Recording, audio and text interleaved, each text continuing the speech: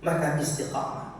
Yang keempat jamaah mulia, yang bikin Allah itu senang, yaitu bersegera dia dalam amal segera. Gak cuma melakukan amal, tapi terdepan dalam amal. Ya. Makanya dalam surah Waqiah itu ada kelompok, yaitu apa? Kelompok ashabul yamin, kelompok kanan, ada ashabul shimal, kelompok kiri, kelompok baik, kelompok buruk. Tapi ada kelompok yang tertinggi yang diterangkan di akhir, tapi dikupasnya di awal. Apa itu?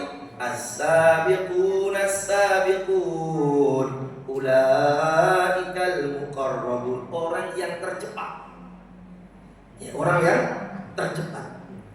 Masya Allah. Makanya sampai dikatakan kepada Musa, wa ma'ajjalaka an qaumika ya Musa. Ya Musa, kenapa kau datangnya lebih cepat ya Musa?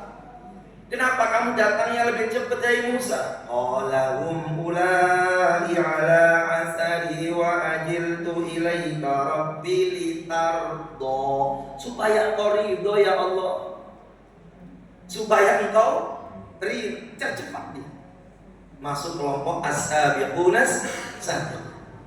Ya, dan kemudian jamaah rahimahullah, ada rasa takut kepada Allah Ta'ala sebagaimana surah Al-Bayyinah.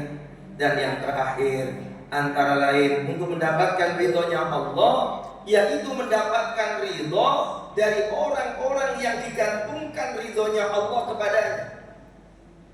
Jadi cara memperoleh ridhonya Allah itu adalah mendapatkan ridho dari orang-orang yang ridhonya Allah digantungkan kepadanya. Siapa orang-orang yang kemudian menjadikan asbab ketergantungan daripada ridhonya Allah itu? Pertama Rasulullah SAW. Sehingga siapa orang yang bikin jengkelnya Nabi, Allah juga jengkel. Siapa orang yang bikin Nabinya senang, Allah pun juga ridho. Laqad radiyallahu 'anil mu'minina idh yubayyi'unaka tahta asy-syajarah. Cerita tentang daripada perjanjian Hudaybiyah, orang-orang yang bersegera berbaiat di Baitul Ridwan itu. Ya, ini jamaah yang mulia dalam surah Al-Fatah. Jadi di antara yang bikin Allah ridho, yaitu ridhonya Nabi. Dan Ramadan itu ngeratil sahur itu sunnah. Tapi jangan coba-coba Anda tinggalkan sahur. Sampai Nabi katakan iyakum was-sahur, jangan tinggalkan makan sahur.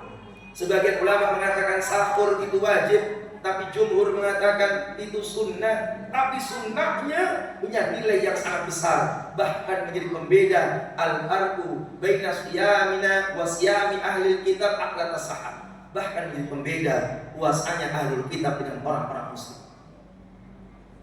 Apa kata Nabi sallallahu alaihi wasallam? Segeralah kalian itu berbuka. Siapa yang mensegerakan berbuka, ya berada dalam kebaikan dari Allah Subhanahu wa ta'ala. Saya ini masih kuat, yang penting pokoknya sholat dulu. Allah harus dicari ridhonya. Allah gak ridho kalau kalian bikin marahnya Nabi. Maka sunnah yang kemudian menjadikan asbab ridhonya Allah, bikin senangnya Nabi. Dan di antara perkara yang bikin senangnya Nabi, ia pakai buka, ia pakai sahur. Jangan terlalu solika. Allahu Akbar, Allahu Akbar. Kita sholat dulu ya, karena sholat itu paling utama. Kita dahulukan. Enggak, Nabi menyuruh makan, makan. Enggak perlu banyak-banyak, yang penting makan. Ya, 3 kurma, segelas teh manis, 3 gorengan, rendang sama ya, nasinya cukup jamaah. Kemudian sholat maghrib. Yang nyuruh makan itu Allah. Yang nyuruh makan sebelum subuh Allah, nyenengin Nabi, maka Allah akan senang. Siapa lagi kemudian orang yang digantungkan ridhonya Allah? Orang tua, ridho Allah, ridho walidain. Marahnya orang tua bikin Allah marah. Siapa lagi yang bikin Allah marah dan Allah ridho? Itu sang suami. Suami itu pun menjadikan asbab ridhonya Allah kepada seorang istri. Jika Nabi sampai mengatakan bahwasanya ayyuma mar'atin matat wa zawjuha 'alayha radin dakhalatil jannah. Siapa wanita yang kemudian menjadikan sebab saat matinya suaminya ridho, maka dia akan masuki surganya Allah, masuki dari pintu mana dia mau. Ya rahimahullah, yang kita sampaikan semoga bermanfaat dan waktu yang singkat.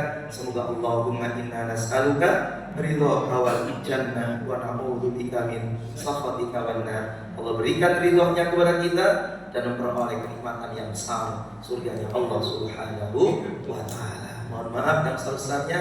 Akhirul kalam, dan Allah wa iyyakum lima yuhibbu wa yarda. Assalamualaikum warahmatullahi wabarakatuh.